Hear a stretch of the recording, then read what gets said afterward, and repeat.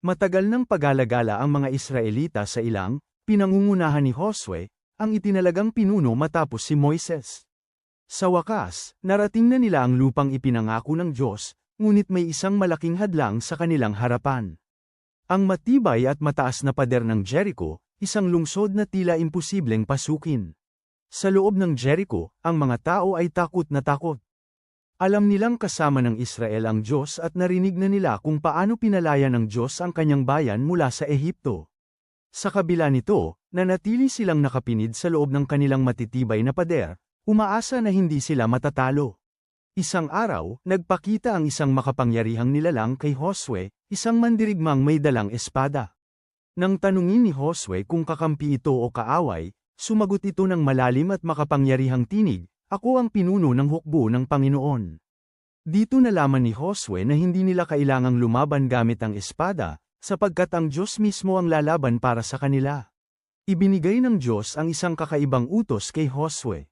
Hindi sila sisilakay kaagad. Sa halip, iikot sila sa lungsod ng isang beses sa isang araw sa loob ng 6 na araw, dala ang kaban ng tipan, at walang sinumang magsasalita. Sa ika-7 araw, 7 beses silang iikot, at sa hudyat ng mga trumpeta, sisiga sila ng sabay-sabay. Sa unang araw, nagmarcha ang buong hukbo ng Israel sa paligid ng Jericho. Tahimik silang naglakad, maliban sa tunog ng mga trumpeta. Mula sa loob ng lungsod, tiyak na nagtatawanan at nanguuyam ang mga taga-Jericho. Ano ba itong ginagawa nila? Iniisip ba nilang matutamba ang aming pader sa pagmarcha? Ngunit hindi natinag ang Israel.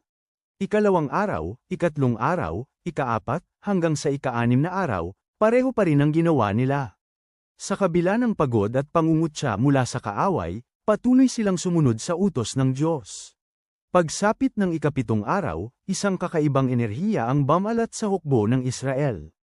Alam nilang ito ang araw ng tagumpay. 7 beses silang umikot sa lungsod, at sa huling ikot, tumunog ang malalakas na trumpeta. Kasabay nito, buong lakas silang sumigaw. Sa isang iglap, yumanig ang lupa. Gumalaw ang matibay na pader. Nagkaroon ng malalalim na bitak. At sa harap ng kanilang mga mata, bumagsak ang makapangyarihang pader ng Jericho. Gulat na gulat ang mga taga-Jericho, ngunit huli na ang lahat. Sumugod ang hukbo ng Israel, at sa isang iglap, ang lungsod na tila imposible nilang mapasok ay kanilang nasakop. Isa lamang ang naligtas, si Rahab at ang kanyang pamilya. Si Rahab, isang babaeng nagbigay ng kanlungan sa mga especially iyan ng Israel, ay ginantimpalaan ng Diyos sa kanyang pananampalataya. Ang tagumpay sa Jericho ay hindi dahil sa sandata o sa lakas ng Israel.